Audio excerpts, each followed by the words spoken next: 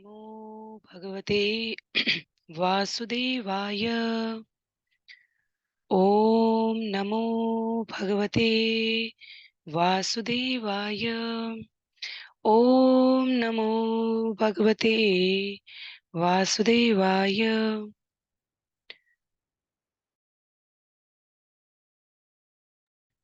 हरे कृष्णा। सभी भक्तों को सादर प्रणाम। श्रीमद् भागवतम महापुराण सत्रों की इन श्रृंखला में सभी भक्तों का स्वागत है। हम सभी आज यहाँ सत्र 519 519 में 18,000 श्लोकों वाले श्रीमद् भागवतम महापुराण को अंतर्राष्ट्रीय कृष्ण भावनामृत संघ के संस्थापक आचार्य कृष्ण कृपा मूर्ति श्री श्रीमद् अभय चरणारविंद भक्ति वेदांत स्वामी श्रील प्रभुपाद की पुस्तक के माध्यम से भक्तों के संग श्रवण और पठन करने का प्रयास करेंगे। जैसा कि सत्रों का प्रारूप है, वर्तमान विषय वस्तु का संक्षिप्त अवलोकन, तत्पश्चात मंगलाचरण और उसके बाद एक एक श्लोक का वाचन और अनुवाद, श्रवण और पठन करते हुए हम सभी इस सत्र में आगे बढ़ेंगे। वर्तमान विषय वस्तु के संदर्भ में स्कंद 10 अध्याय 38 श्लोक संख्या 22 तक हम सभी ने पिछले सत्र में श्रवण किया है। कंस द्वारा भेजे गए समस्त राक्षसों के पराजित हो जाने के पश्चात, मृत्यु का वरण कर लेने के पश्चात, भगवान की वृंदावन लीला के बदलते हुए क्रम को अब मथुरा की ओर उन्मुख करने के लिए नारद मुनि द्वारा निमित्त बनकर कंस को जाकर प्रोत्साहित किया जाता है कि कृष्ण और बलराम वसुदेव के ही पुत्र हैं। भविष्यवाणी जो तुम्हारे लिए की गई थी कंस, उसे इतने हल्के में न लो और अपने भविष्य के लिए गंभीर हो। भगवान की योजना में सहायक नारद मुनि द्वारा इस प्रकार प्रेरित किए जाने पर कंस ने स्वयं को सुरक्षित करने का अनेकानेक उपक्रम किया। एक और उसने अपने पहलवानों को चाणूर, मुष्टिक, तोशल, शल तोशल इन सबको तैयारी करने के लिए कहा। दूसरी ओर महावत को बुलाकर कोल्यापीड़ हाथी, जो कि दुर्दांत हाथी है, हम आगे श्रवण करेंगे उसके बारे में, उसके द्वारा कृष्ण और बलराम की मृत्यु का उपक्रम रचा। साथ ही अक्रूर को वृष्णि वंश हितैषी वृंदावन जाकर कृष्ण और बलराम को मथुरा लाने के लिए कहा। अक्रूर कंस की योजना के भाव को समझते हुए विनयशील होकर इस यात्रा में जाने से पहले भगवान से सभी प्रकार के अपने कृत्यों की क्षमा याचना करते हुए मन ही मन और साथ ही उनके सुंदर स्वरूप के दर्शन के मनोभाव को अपने हृदय में उतारते हुए प्रस्थान करते हैं। इतना ही नहीं, कंस ने अक्रूर के पहुंचने से पहले नारद मुनि द्वारा कहे जाने के बीच में, इतने समय काल के बीच में, केशी असुर, व्योमासुर इनको भेजकर एक और प्रयास करना चाहा कि कृष्ण और बलराम को मथुरा लाने की आवश्यकता ही ना पड़े, और वो दोनों भी मारे जाते हैं। अक्रूर वृंदावन के लिए प्रस्थान करते हैं। भगवान के सुंदर कर कमल श्री चरण, भगवान के सुंदर मुख, उनके द्वारा किए जा रहे संबोधन की परिकल्पना कर करके अक्रूर, जो भगवान के प्रियतम भक्तों में आते हैं, वो भगवान की और अपनी भेंट की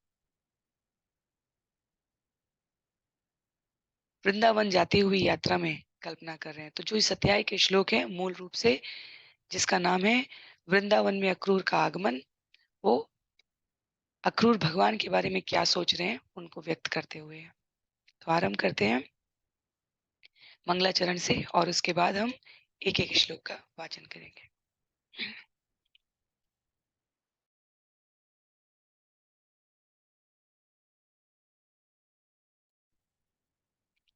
नारायणं नमस्कृत्य नरं चैव नरोत्तमं देवीं सरस्वतीं व्यासं ततो जयमुदीरयेत्। शृण्वतां स्वकथा कृष्ण पुण्यश्रवणकीर्तन यद्यन्तस्थो यभद्राणि विदुनोति सुयत्स्यतां नष्टप्रायेष्वभद्रेषु नित्यं भागवत सेवया भगवत्युत्तमश्लोके भक्तिर्भवति नैष्ठिकी। ॐ अज्ञानतिमिरान्धस्य ज्ञानाञ्जनशलाकया चक्षु उन्मीलितं येन तस्मै श्रीगुरुवे नमः। मूकं करोति वाचालं पङ्गुं लङ्घयते गिरिं यत्कृपातमहं वन्दे परमानन्दमाधवं।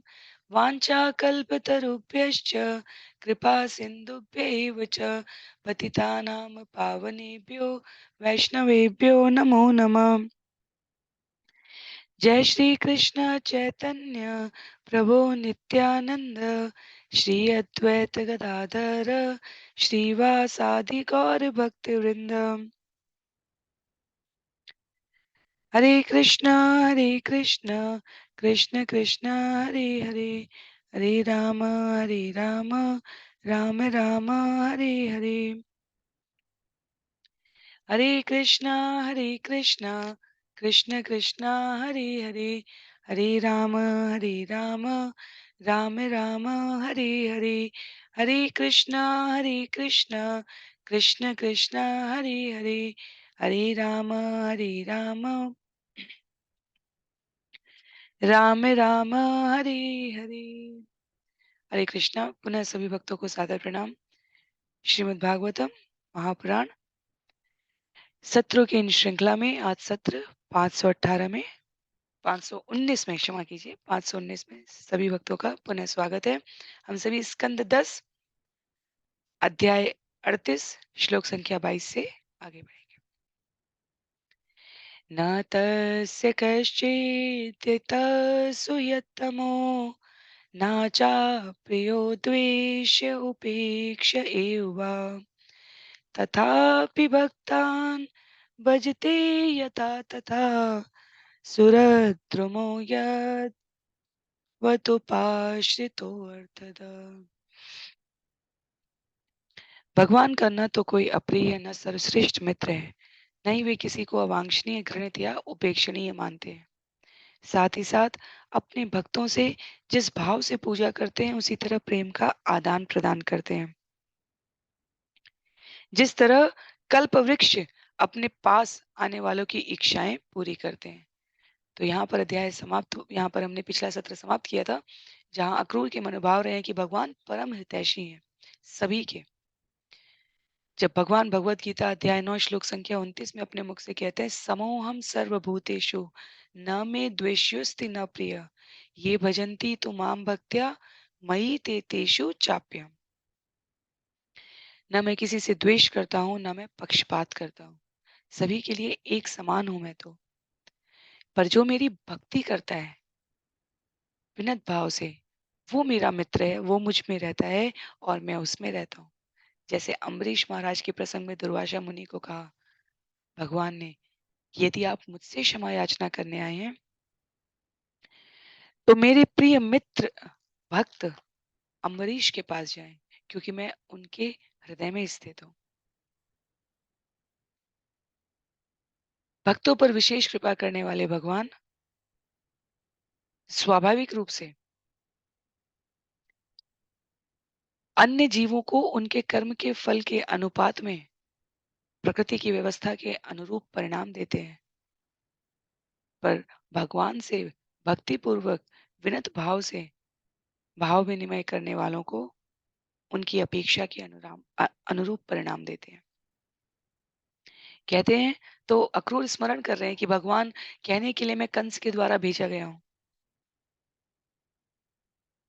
सभी को इस सूचना में ऐसा लगेगा कि मैं कंस की आज्ञा का पालन कर रहा हूं, पर परम हितैषी सबके हृदय में रहने वाले भगवान मेरे मनोभाव को जान सकते हैं कि मैं अपने समस्त कृत्यों को उन्हें समर्पित करता हूं।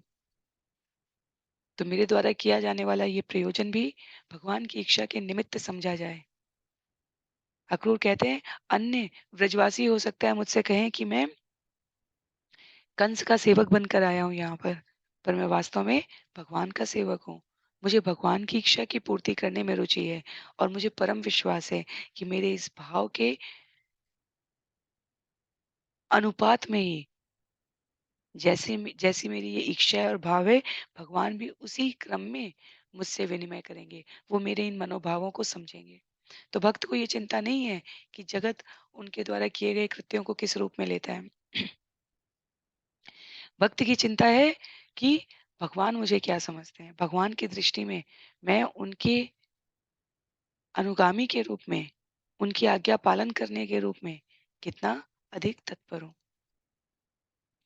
श्लोक संख्या 23 में किम चाग्रजो मावनतं यदुत्तम स्मयन् परिष्वज्य गृहीतम् अंजलो गृहं प्रवेशाप्तसमस्तसत्कृतम्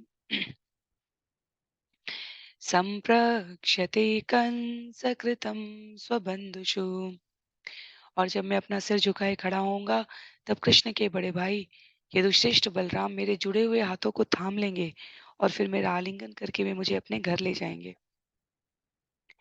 वहां वे सभी प्रकार की अनुष्ठान सामग्री से मेरा सत्कार करेंगे और मुझसे पूछेंगे कि कंस उनके परिवार वालों के साथ कैसा व्यवहार कर रहा है। आज के सत्र के लिए आवाज की इस असुविधा के लिए आप सभी से क्षमा प्रार्थी हूँ। यदि आपको ये सत्र सुनने में कठिनाई लगे आवाज की अस्पष्टता की वजह से, तो मेरा अनुरोध रहेगा कि आप स्वतः पठन भी कर लें इसका।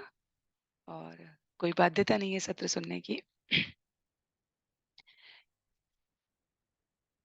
अक्रूर कहते हैं अपने मन में कि जब मैं उनके समक्ष खड़ा होऊंगा दोनों भाइयों के, और बलराम मुझे देखेंगे क्योंकि वो यदुश्रेष्ठ हैं, कृष्ण के बड़े भाई हैं, औपचारिकताओं को वो अधिक भली भांति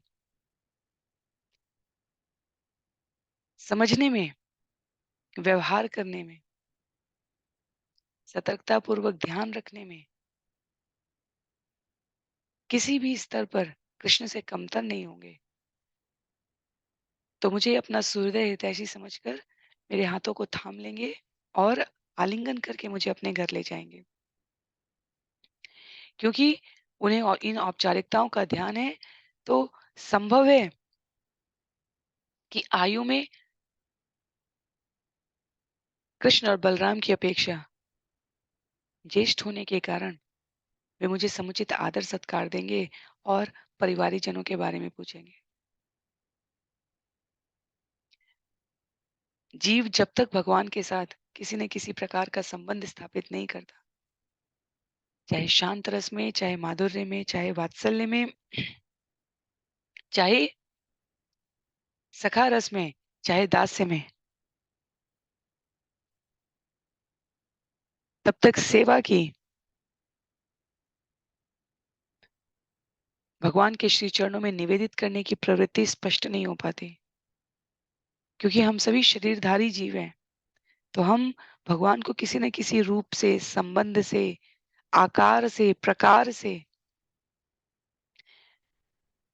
जोड़ने के बाद ही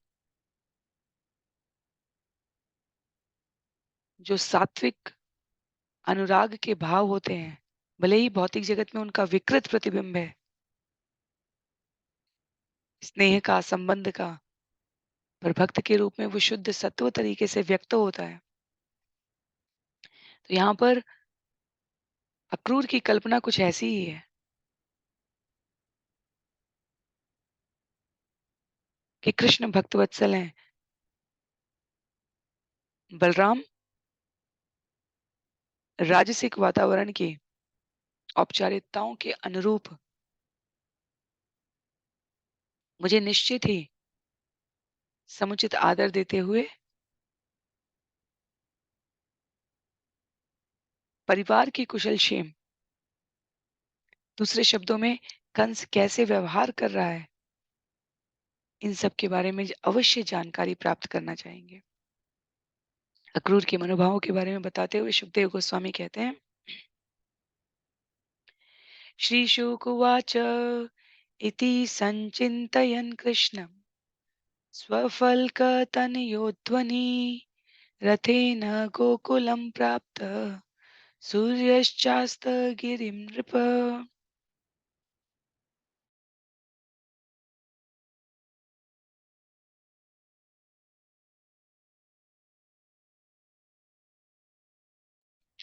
सुखदेव गोस्वामी ने आगे कहा, हे राजन, मार्ग पर जाते हुए श्वफल का पुत्र अक्रूर कृष्ण के विषय में इस तरह गंभीरता पूर्वक ध्यान करते करते जब गोकुल पहुंचे तो सूर्य अस्त होने को था।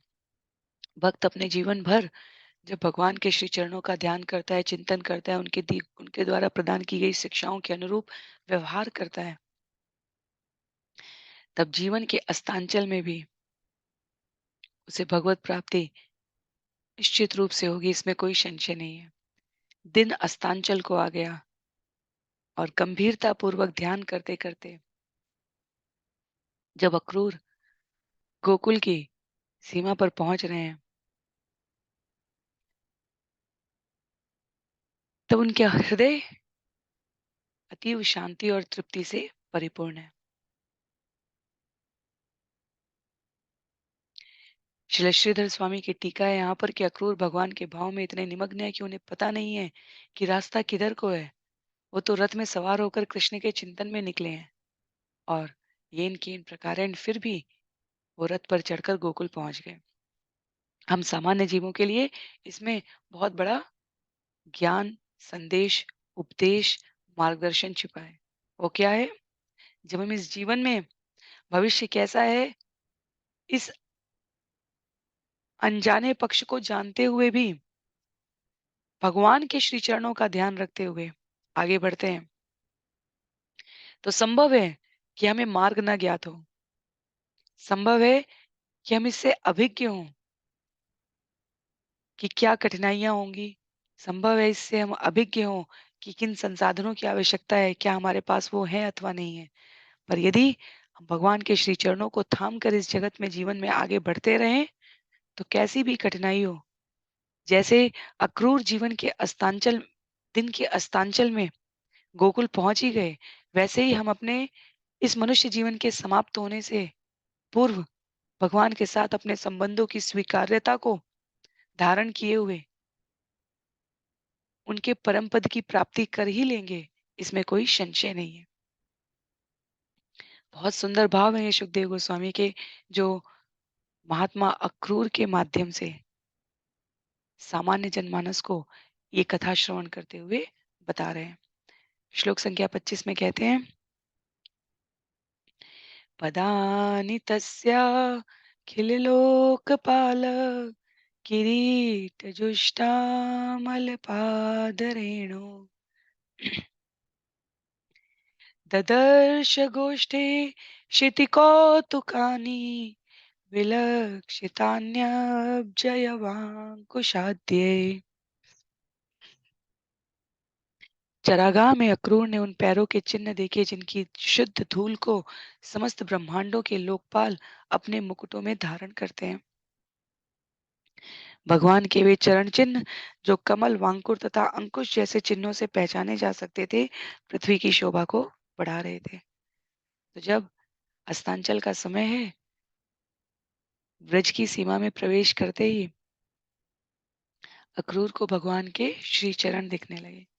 श्री चरण का अर्थ है उनके श्री चरण पर अंकित चिन्ह, जैसे गोपियों के वन में इधर उधर भ्रमण करते हुए भगवान के श्री चरण पर स्थित ध्वजा, अंकुश, चंद्र, मछली, ये विभिन्न चिन्ह व्रज रज में दिखाई दे रहे थे। वैसे ही अक्रूर के हृदय की प्रसन्नता के लिए व्रज रज में भगवान के चिन्ह उन्हें दिखाई देते हैं। पृथ्वी की शोभा बढ़ाते हुए चिन्हों को देखकर अक्रूर ने अपना जीवन वहीं पर सफल मान लिया। अगर भगवान के श्रीरज में स्थित ये चिन्ह यहाँ उपस्थित है, तो मेरे जीवन का लक्ष्य, मेरे जीवन का मार्ग, मेरे जीवन में की गई अभी तक की यात्रा सफल हो गई कि मुझे भगवान के श्री चरण के चिन्हों का दर्शन करने का सौभाग्य मिला। श्लोक संख्या 26 में, तद्दर्शनालाद विवृद्ध संभ्रम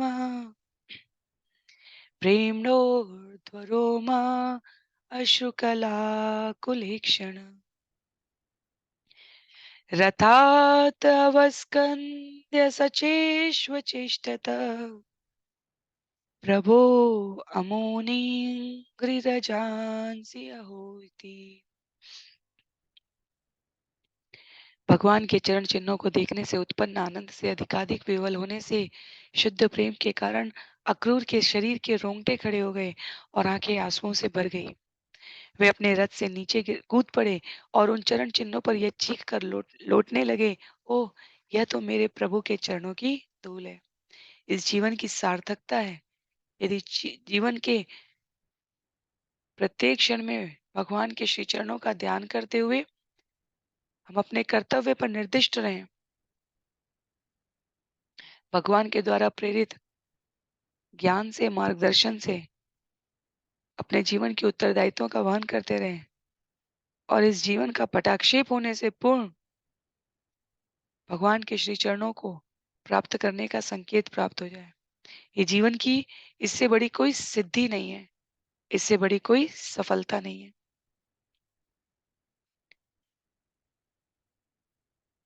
विह्वल होने की वो अवस्था जिसमें नेत्र आंसुओं से भर जाएं, शरीर के रोंगटे खड़े हो जाएं और ये स्पष्टता आ जाए कि जीवन भर जिस मार्ग का हमने अनुसरण किया उसकी अंतिम परिणति भगवान के श्री चरणों को प्राप्त करने में अब पूर्ण हो रही है। इससे अधिक जीवन की कोई सार्थकता नहीं हो सकती। इसके अतिरिक्त जीवन में कोई सार नहीं है और इसकी प्राप्ति के पश्चात और कुछ प्राप्त करने के लिए शेष भी नहीं है। अक्रूर अत्यधिक भाव विह्वल हो गए हैं। श्लोक संख्या 27 में देहं वृतामियानर्थो हित्वा दम्भं भियं शुचम् संदेशात्य हरेलिंग दर्शन श्रवणादिपि। समस्त जीवधारियों का जीवन लक्ष्य यही आनंद है जिसे अक्रूर ने कंस का आदेश पाकर अपना सारा गर्व, भय तथा शोक त्याग कर अनुभव किया तथा अपने आप को भगवान कृष्ण का स्मरण दिलाने वाली वस्तुओं को देखने, सुनने एवं वर्णन करने में लीन कर दिया। मनुष्य के रूप में हमारे लिए इससे अधिक सारयुक्त प्राप्त करने के लिए कुछ भी नहीं है। प्रतिदिन जीवन के हर क्षण में भगवान की बहिरंगा शक्ति माया देवी से प्रेरित ये जगत और इसके सारे तत्व हमें इसी विस्मृति की ओर संलग्न करने का प्रयास करते हैं कि हम भगवान के श्री चरणों को भूल जाएं। जीवन के हर क्षण में, जीवन के हर कण में भगवत विस्मृति रहे और जीव इसी जगत में बंधा रह जाए। जीवन का सारा गर्व, भय, शोक इसी विस्मृति को पोषित करने में लगा रहता है। मैं कुछ हूं, मेरा कुछ अधिकार है, मेरे द्वारा ये प्राप्त किया जाना चाहिए। मुझे इस चीज से, इस वस्तु से, इस स्थिति से भय है, मुझे ये प्राप्त नहीं हुई, ऐसा शोक है।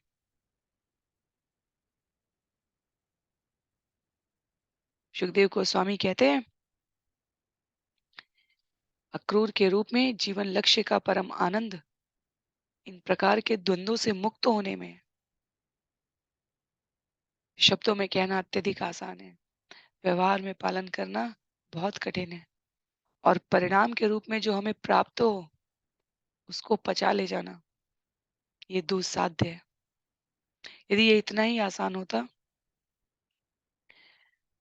तो पीढ़ियों और शताब्दियों से विद्वत जनों द्वारा इस संदेश को प्रचारित किया जा रहा है और कलयुग के हर बढ़ते हुए वर्ष के साथ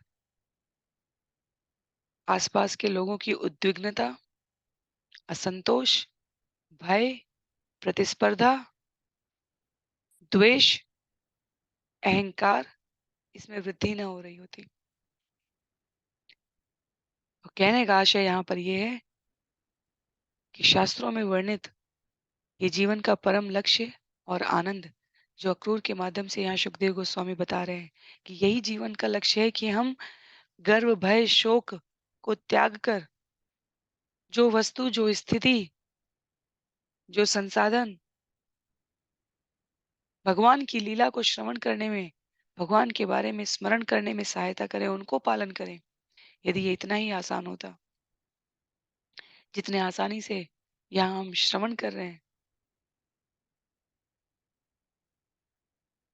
तो आसपास के असंतोष की भयानकता, उस अग्नि, उस ज्वलन को हम सभी इतनी तीव्रता से अनुभव ना करते।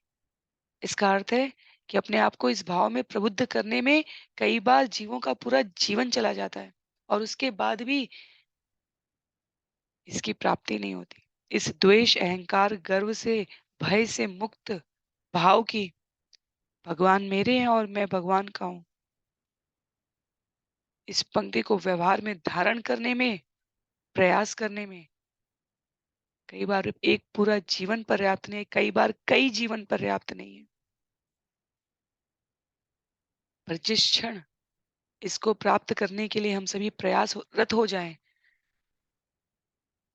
हृदय के शुद्ध समर्पित भाव से भगवान के श्री चरणों में निवेदित कर दें कि भगवान यही हमारे जीवन का लक्ष्य है और इसी को प्राप्त करने के लिए हमें प्रेरणा दें कि हम अपने जीवन के प्रत्येक क्षण को, कार्य को, गतिविधि को केंद्रित करके व्यवहार कर सकें। उस क्षण से लेकर जीवन के अंतिम पड़ाव तक यदि इतनी निर्भरता और इस लक्ष्य की प्राप्ति के लिए निष्ठा आ जाए, तो भगवान निश्चित रूप से कृपा करते हैं।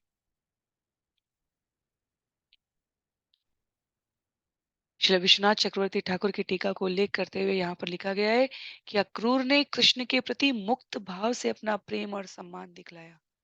उन्होंने अपने जीवन का सारा भय त्याग दिया, भले ही वह स्वयं हो, उनके परिवार के लोग हों, क्रुद्ध कंस द्वारा भले ही वो दंडित क्यों न किए जाएं, इन सब से परे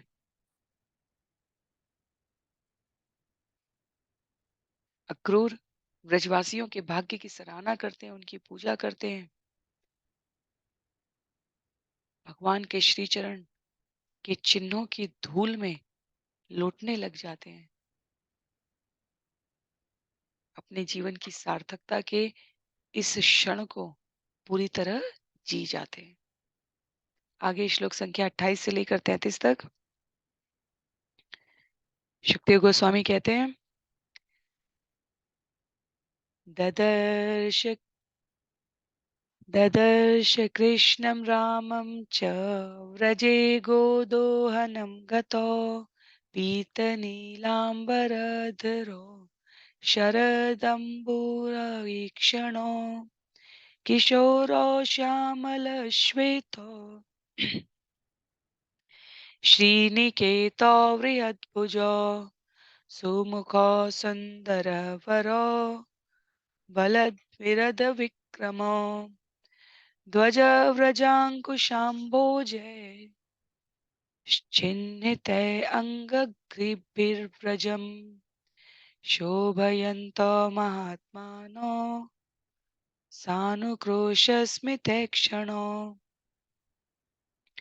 उदाररुचिरक्रीणो स्त्रग्विणो वनमालिनो पुण्यगन्धानुलिप्ताङ्गो स्नातो विरजवाससो प्रधानपुरुषावाद्यो जगद्धेतु जगत्पति अवतीर्णो जगत्यर्थे श्वांशेन बलकेशवो दिशो वितिमिराराजन् कुर्वाणो प्रभया स्वया यथा मारकतशैलो रौप्यश्च कनकाचितो। तत्पश्चात अक्रूर ने व्रज धाम में कृष्ण तथा बलराम को गायें धोने के लिए जाते देखा। कृष्ण पीले वस्त्र पहने थे और बलराम नीले वस्त्र पहने थे। उनकी आंखें शरतकालीन कमलों के समान थी। इन दोनों बलशाली भुजाओं वाले लक्ष्मी के आश्रयों में से एक का रंग गहरा नीला था और दूसरे का श्वेत था। ये दोनों ही समस्त व्यक्तियों में सर्वाधिक सुंदर थे। जब वे युवक हाथियों की सी चाल से अपनी दयामय मुस्कानों से निहारते चलते, तो ये दोनों महापुरुष अपने पद चिन्हों से चरागाह को सुशोभित बनाते जाते। ये पद चिन्ह पताका, वज्र, अंकुश तथा कमल चिन्हों से युक्त थे। ये अत्यंत उदार तथा आकर्षक लीलाओं वाले दोनों प्रभु मणि जटित हार तथा फूल मालाएं पहने थे। इनके अंग शुभ सुगंधित द्रव्यों से लेपित थे। ये अभी अभी स्नान करके आए थे और निर्मल वस्त्र पहने हुए थे। इन आदि महापुरुषों तथा ब्रह्मांडों के आदि कारणों ने पृथ्वी के कल्याण हेतु अब केशव तथा बलराम के रूप में अवतार लिया था। हे राजा परीक्षित, वे दोनों दो स्वर्ण आभूषित पर्वतों के समान लग रहे थे, जिनमें से एक पर्वत मरकतमणि का था और दूसरा चांदी का था, क्योंकि वे अपने तेज से सारी दिशाओं में आकाश के अंधकार को दूर कर रहे थे। जिस क्षण हमारे जीवन में भगवान के श्री चरणों के प्रति एक निष्ठता आ जाती है, तब भगवत प्राप्ति और भगवत दर्शन में समय नहीं लगता। जब कंस के भेजे गए दूत के रूप में अक्रूर व्रज में प्रवेश करके भगवान के श्री चरणों के चिन्ह का दर्शन कर व्रजरज में लोटपोट कर रहे थे, तो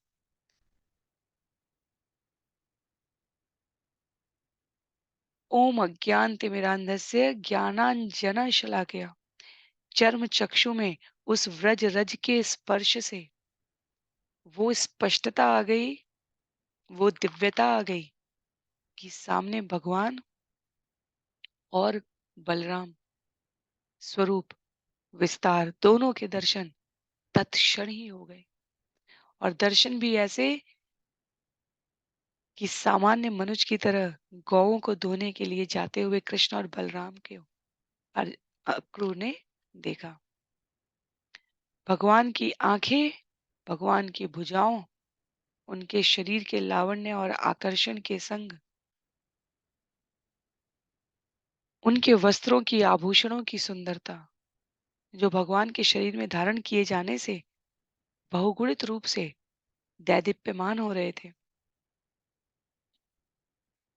अक्रूर के नेत्रों के समक्ष आ गए।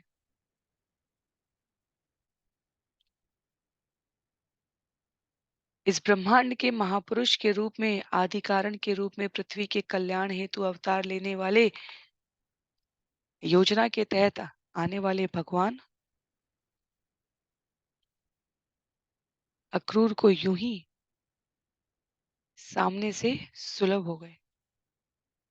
इसलिए कहा जाता है, जब जीव भगवान की तरफ जाने के लिए एक पैर बढ़ाता है, एक कदम बढ़ाता है, तो भगवान 100 कदम, 1000 कदम बढ़ा कर आते हैं। क्यों? क्योंकि इस जगत में वास्तव में जिस प्रक्रिया के लिए हम सभी प्रतिदिन श्रवण कर रहे हैं, ये भागवतम के सत्र, प्रतिदिन सुबह और शाम जाप करने का प्रयत्न कर रहे हैं, उस प्रक्रिया का परिणाम, उस प्रक्रिया को धारण करना, प्रतिदिन नियम से जाप करना, श्रवण करना, पठन करना, ये साधारण नहीं है।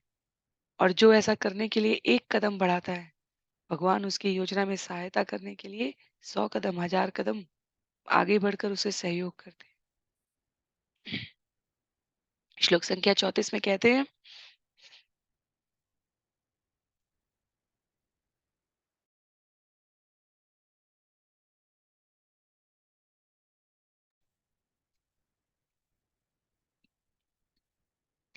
रथातूर्णम् अवप्लुत्य सोऽक्रूर स्नेहविवल पपात चरणोपान्ते दंडवत् रामकृष्णयो। स्नेह से अभिभूत अक्रूर तुरंत अपने रथ से नीचे कूदकर बलराम तथा कृष्ण के चरणों पर डंडे के समान गिर पड़े। यहाँ हम सभी श्रवण करें तो हम सोचेंगे कि 2 श्लोक पहले तो अक्रूर व्रजरज में लोटपोट हो रहे थे, फिर दर्शन करके करने के समय ये उल्लेख क्यों है कि रथ से नीचे कूद पड़े। जब हम केवल शब्दों को पठन करते हैं, तब इस प्रकार की दुविधा आ सकती है। जब सुखदेव गोस्वामी के भाव को समझते हुए इसे श्रवण करते हैं तो स्पष्टता आती है। ब्रज की सीमा में प्रवेश करते हुए ही व्रजरज में भगवान के चरण चिन्ह अक्रूर को दिखाई दिए हैं और उस व्रजरज में उन्होंने अपने आप को लोट-पोट किया है। तो इसीलिए मैंने श्लोक यहाँ पर उद्धृत किया था जो हम लोग प्रतिदिन मंगलाचरण के समय श्रवण करते हैं। ज्ञानांजन शलाकया, नेत्रों में, आँखों में जब ज्ञान रूपी काजल का अंजन करके भक्ति रूपी काजल को गुरु की कृपा से धारण करके जीव भगवान को देखने, भगवान को समझने, भगवान को प्राप्त करने चलता है, तो भगवान यूं ही दिख जाते हैं। तो व्रज की सीमा में प्रवेश करते व्रजरज को देखकर अक्रूर ने स्वयं को रथ से नीचे उतरकर रज को धारण किया है और तत्पश्चात अपने रथ में आरूढ़ होकर ज्यों ही आगे बढ़े त्यों ही कृष्ण और बलराम दिखे। अब उस उपक्रम में कृष्ण और बलराम के समक्ष अक्रूर अपने रथ से कूद पड़े। ये जीवन आत्मा के लिए ये शरीर भी रथ कहा गया है। इस पर आरूढ़ होकर आत्मा देहांतरण एक रथ से दूसरे रथ पर, एक शरीर से दूसरे रथ पर, दूसरे शरीर पर जा रही है। शरीर एक दिन निश्चित रूप से समाप्त होने वाला है। आत्मा शाश्वत है। भगवान के श्री चरण मुखारविंद का दर्शन करने के लिए हमें अपने शरीर के दर्प से उतरना होता है, रथ से नीचे जाना होता है। अहंकार, दर्प, मैं कुछ हूं, इस मैं तत्व से, प्रभुत्व से अपने आप को हमें हटाना होता है। इसलिए यहाँ पर लिखा है, स्नेह से अभिभूत अक्रूर तुरंत अपने रथ से नीचे कूद गए। हृदय की, चित्त की, नेत्रों की शुद्धि के पश्चात इस शरीर का प्रयोग भगवत प्राप्ति के लिए करने को आगे बढ़ते हुए अक्रूर कृष्ण और बलराम को पाकर शरीर से संबंधित सभी अभिमान से अपने आप को परे कर ले गए। श्लोक संख्या 35 में कहते हैं, भगवत दर्शनालाद बाष्प पर्याकुलेक्षण पुलक चित्तांग औत्कंठ्यात् स्वाख्यानेन शकत नृप। भगवान के दर्शन की प्रसन्नता से अक्रूर की आंखों में आंसू आ गए और अंगों में आनंद का उभाड़ हो आया। उन्हें ऐसी उत्कंठा हुई कि हे राजन, वे अपने आप को वाणी द्वारा व्यक्त नहीं कर सके।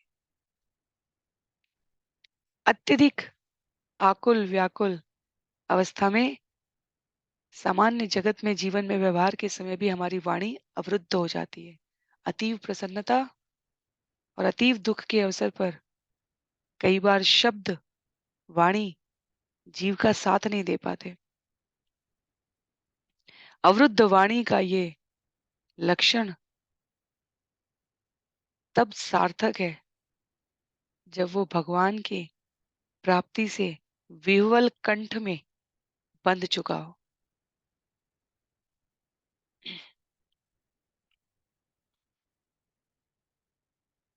अक्रूर भगवान के दर्शन की प्रसन्नता से इतने उत्कंठित हो चुके हैं कि वे अपनी वाणी को व्यक्त नहीं कर पा रहे हैं। पर भगवान अपने भक्तों की इस उत्कंठा को, इस विह्वलता को थाम लेते हैं। सुखदेव गोस्वामी कहते हैं श्लोक संख्या 36 में, भगवान तम अभिप्रेत्य रथांगांकित पाणिना परिरेभेभ्युपाकृष्य प्रीतः प्रणतवत्सल।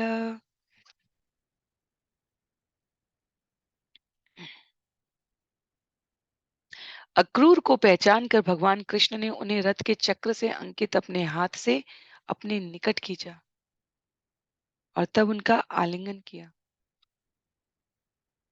कृष्ण को प्रसन्नता हुई क्योंकि वे अपने शरणागत भक्तों के प्रति सदैव स्नेहिल।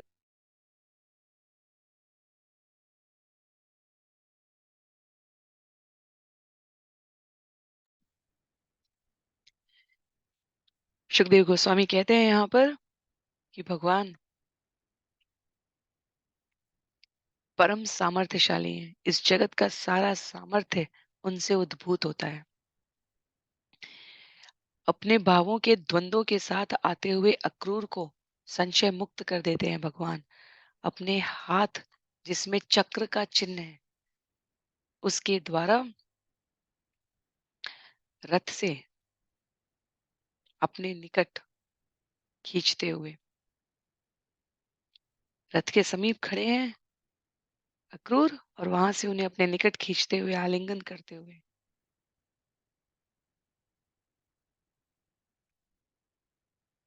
अपने समस्त ऐश्वर्यों को समाहित किए हुए भगवान संकेत करते हैं अक्रूर को, चिंतित मत हो, कंस को परास्त करने में मुझे कोई असुविधा नहीं होगी। क्योंकि भगवान को पता है कि पूरे रास्ते भर जिस कृष्ण और बलराम की कल्पना करते हुए अक्रूर आ रहे हैं, सुखदेव गोस्वामी कहते हैं उनके सुकोमल शरीर के अंग और उपांग देखकर एक क्षण के लिए तो अक्रूर अवश्य ही सोचने लगेंगे, ये कंस को मार पाएंगे। तो फूल से भी अधिक कोमल भगवान यूं ही नहीं कहे गए। यूं ही आचार्य और शास्त्रों के अनगिनत पृष्ठ भगवान की सुकमलता का उल्लेख करने में व्यतीत नहीं हुए। प्रत्येक अंग और उपांग भगवान का अंबुज कमल से, भगवान के कर कमल, भगवान के श्री चरण, भगवान के नेत्र, भगवान के ओठ, भगवान का मुखारविंद, भगवान का पूरा शरीर अत्यधिक सुकोमल बताया गया है। तो अक्रूर को दर्शन देने के साथ साथ भगवान के दर्शन के बाद यदि जीवन में संशय रह जाए तो फिर दर्शन की सार्थकता पर प्रश्न चिन्ह आ जाएगा।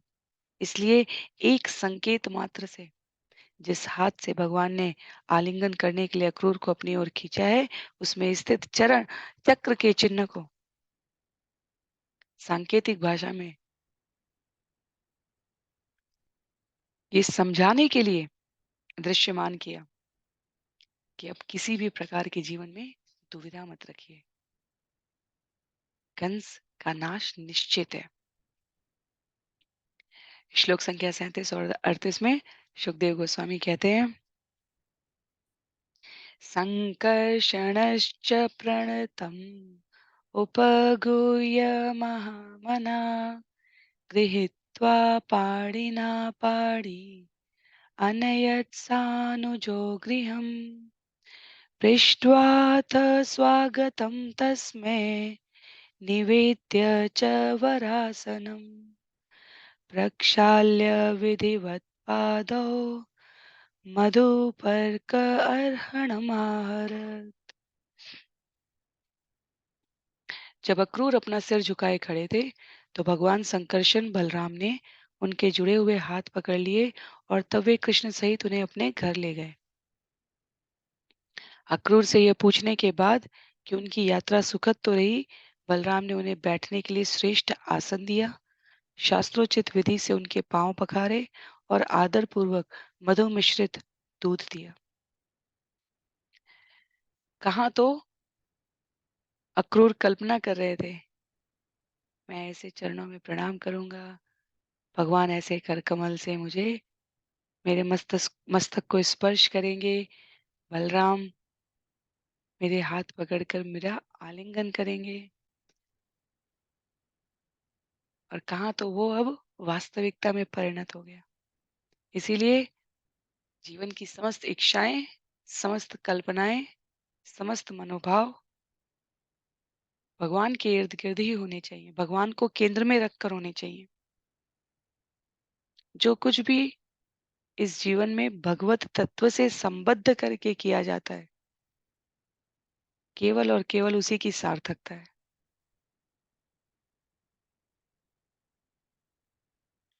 अन्य समस्त संबंध, समस्त क्षण सारहीन है, क्योंकि उनमें की गई समस्त गतिविधियां खाने, सोने, सुरक्षित रहने और स्वयं को तुष्ट करने से संबंधित होती है, जो किसी भी योनि के पशु, पक्षी, कीट, पतंग, विभिन्न प्राणियों द्वारा यूं ही किया जा रहा है। जो सोचा अक्रूर ने, भगवान ने उसे परिणत कर दिया, क्योंकि अक्रूर की इस विचारधारा में, इस सोच में भगवान केंद्र में थे।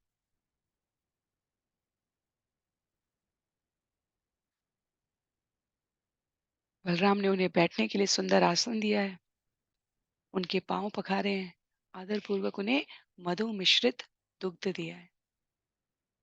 श्लोक संख्या 39 में कहते हैं सुखदेव गोस्वामी, निवेद्य गाम च आतिथ्ये संवाय श्रांत माडृत अन्नम बहुगुणं मेद्यम श्रद्धयोपाहरत विभु। सर्वशक्तिमान भगवान बलराम ने अक्रूर को एक गाय भेंट की। उनकी थकान दूर करने के लिए उनके पांव दबाए और तब परम आदर तथा श्रद्धा के साथ भांति भांति के उत्तम स्वादों से युक्त और उचित विधि से पकाया भोजन खिलाया।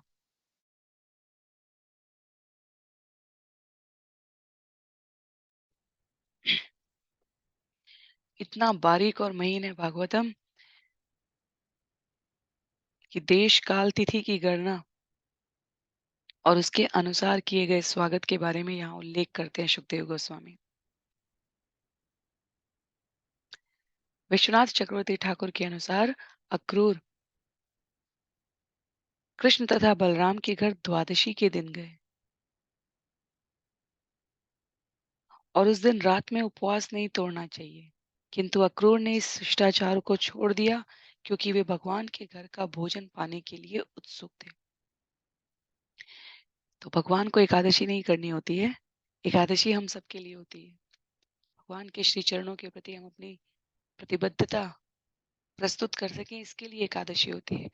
तो जब हम इसलिए सामान्यतः घरों में, मंदिरों में जब भगवान को भोग अर्पित करते हैं एकादशी के दिन, तो हमें प्रयास करना चाहिए कि एक बिना एकादशी का भोज्य पदार्थ भी हो जो हम भगवान को भोग में अर्पित कर रहे हैं, क्योंकि भगवान की एकादशी नहीं है। और साथ ही हमें स्वयं एकादशी युक्त अर्पित भोग ही प्रसाद के रूप में लेना है। इसलिए जब हम भगवान को एकादशी का भोग लगाएं तो साथ ही एक, कम से कम एक पदार्थ जो सामान्य दिनों पर खाया जाता है, अर्थात बिना एकादशी का, वो भगवान को अर्पित होना चाहिए। ऐसा आचार्यों का निर्देश है। हम उसको अगले दिन प्राप्त कर सकते हैं।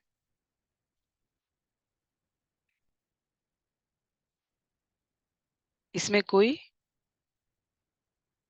कठिनाई नहीं होनी चाहिए।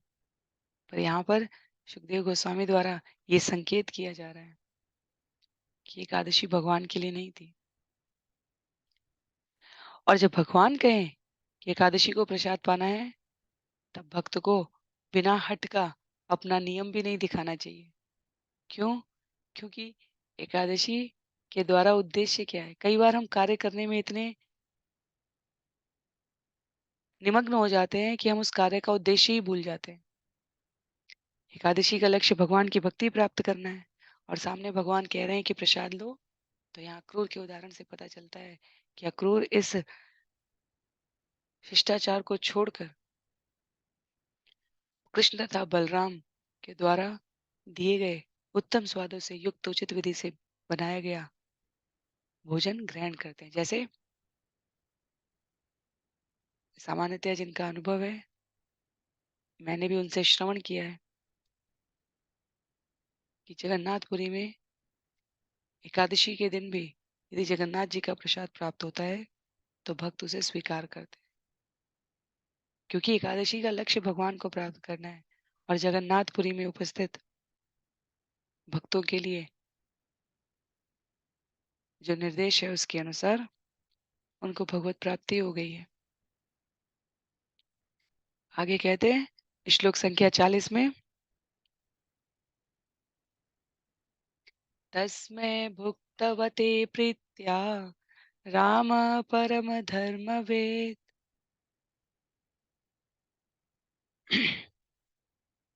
मुखवासे कंधमाल्ये पराम प्रीतिम व्यधात पुनः।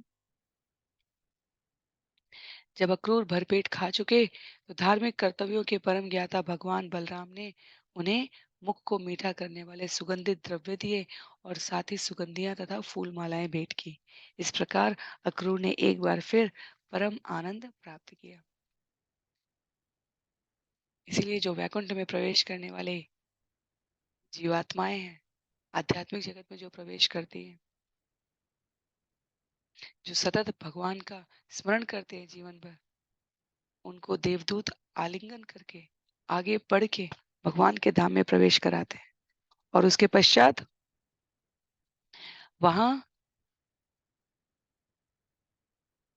आत्मा और परमात्मा, जीव और भगवान परस्पर एक दूसरे का स्नेह सम्मान करते हैं। गोपियों के साथ जो भगवान की लीला वृंदावन में प्रस्तुत की गई है इसी स्कंद में, वो उसी आध्यात्मिक दर्शन का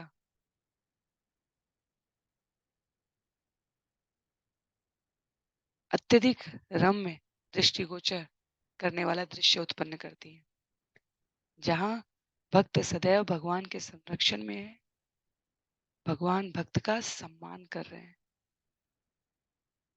तो एक बार दर्शन प्राप्त करके उसके पश्चात भगवान के समीप बैठ के और अब भगवान द्वारा सुंदर भोज्य पदार्थों को प्रदान किए जाने के पश्चात भगवान जो अक्रूर के प्रति अपना सत्कार प्रस्तुत कर रहे हैं वो यहीं समाप्त नहीं हुआ, अपितु विभिन्न सुगंधियां फूल मालाएं जीवन में सर्वत्र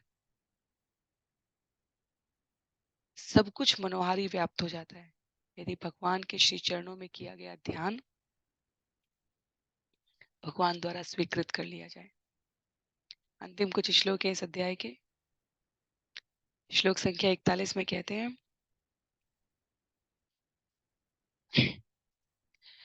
पप्रपक्ष सत्कृतं नन्द कथं स्थ निरनुग्रहे कंसे जीवति दाशार्ह सौनपालाइवावय। नंद महाराज ने अक्रूर से पूछा, हे दशार वंशज, उस निर्दयी कंस के जीवित होते हुए आप सभी किस तरह अपना पालन करते हैं? आप तो कसाई के संरक्षण में भेड़ जैसे हैं। तो नंद बाबा उस भयावहता को अक्रूर के मुख से सुनना चाहते हैं, जिसे सुखदेव गोस्वामी परीक्षित महाराज के माध्यम से हम सभी के समक्ष प्रस्तुत कर रहे हैं कि ये जीवन वास्तव में सरल नहीं है। कंस जैसे भयावह के संग रहते हुए आप कैसे अपना जीवन व्यतीत कर रहे हैं? इस जगत में हर दूसरा क्षण हमें उत्तेजित करने के लिए, हमें धर्म के मार्ग से च्युत करने के लिए प्रेरित है। और उसमें यदि हम स्मृति रख लें भगवान की, तो ये अपने आप में दर्शनीय उदाहरण हो जाता है। और तब नंद बाबा जैसे भगवान के प्रतिनिधि कहते हैं, कैसे आप ये कर पाए? तो भक्त के लिए अगम्य भी गम्य हो जाता है। भगवान का ऐश्वर्य अपने समस्त रूप में परिणत हो जाता है। नंद महाराज द्वारा बहुत ही व्यवहारिक लक्षण प्रस्तुत किया गया है। यो अवधीत स्वसुस्तोक्रान् क्रोशन्तया असुतृप्खल किं नो स्वित्तत्प्रजानां व कुशलं विमृशामहे। उस क्रूर स्वार्थी कंस ने अपनी बिलखती हुई दुखित बहन की उपस्थिति में ही उसके बच्चों को मार डाला। तो फिर हम तुमसे, जो कि उनकी प्रजा हो, कुशलता के विषय में पूछ ही क्या सकते हैं। तो यहाँ पर अक्रूर द्वारा व्यक्त की जाने वाली, जो अभी व्यक्त करेंगे अक्रूर, उन मनोभावों की पृष्ठभूमि स्थापित कर रहे हैं नंद बाबा। कहते हैं कि विदित है मुझे कि कंस तो इतना क्रूर है कि अपनी नवविवाहिता बहन की संतानों को मारने में उसको मारने में और उसके पश्चात उसकी संतानों को मारने में संकोच नहीं किया, क्योंकि उसे अपनी सुगठित स्थिति इतनी प्रिय थी। फिर आप सब वहां कैसे जीवित हैं, जिसने अपने जीवन की रक्षा के लिए संबंधों तक का और धार्मिक संबंधों तक का कोई ध्यान न रखा हो, वो आप सबके द्वारा किए जाने वाले व्यवहार के दंड में तो कुछ विचार यूं ही नहीं करेगा। तो ऐसे क्रूर कंस के साथ आप सभी कैसे जीवन यापन कर रहे हैं। अंतिम श्लोक है, इत्थं सुनृतया वाचा नंदेन सुसभाजित अक्रूर परिपृष्टेन जहो अध्व परिश्रमम्। पूछताछ के इन सत्य तथा मधुर वचनों से नंद महाराज द्वारा सम्मानित होकर अक्रूर अपनी यात्रा की थकान भूल गए। वास्तव में भगवत प्राप्ति के इस क्षण में, जैसे इस जगत में कोई लक्ष्य प्राप्त होने के पश्चात उस लक्ष्य तक पहुंचने का जितना कष्ट है, जीव को वो सुखद लगने लग जाता है, वैसे ही अपनी यात्रा के परिणाम के रूप में कृष्ण और बलराम को अपने समक्ष पाकर अक्रूर के जीवन में अब कोई थकान रह ही नहीं गई। और भगवत प्राप्ति का ये संकेत होता है, जब जीवन की थकान मंद मुस्कान में बदल जाए तो इसका अर्थ हुआ कि भगवत प्राप्ति हो गई। तो अक्रूर अपनी यात्रा की सारी थकान भूल गए। नंद बाबा के द्वारा संबोधित किए गए सुंदर वचनों के उत्तर में अगले अध्याय में, अध्याय 39, जिसका नाम है अक्रूर द्वारा दर्शन, जहां अक्रूर अपने भाव निवेदित करेंगे, नंद बाबा बलराम और कृष्ण के प्रश्नों का उत्तर देंगे, अपनी भावी योजनाओं के बारे में बताएंगे। हम सभी अगले सत्र में श्रवण करने का प्रयास करेंगे। आज के लिए सत्र को यहीं पर समाप्त करते हैं। इस प्रकार श्रीमद् भागवत के 10वें स्कंद के अंतर्गत वृंदावन में अक्रूर का आगमन नामक 38वें अध्याय के श्री श्रीमद एसी भक्तिवेदांत स्वामी प्रभुपाद के विनीत सेवकों द्वारा रचित तात्पर्य पूर्ण हुए। तो पुनः आज के सत्र के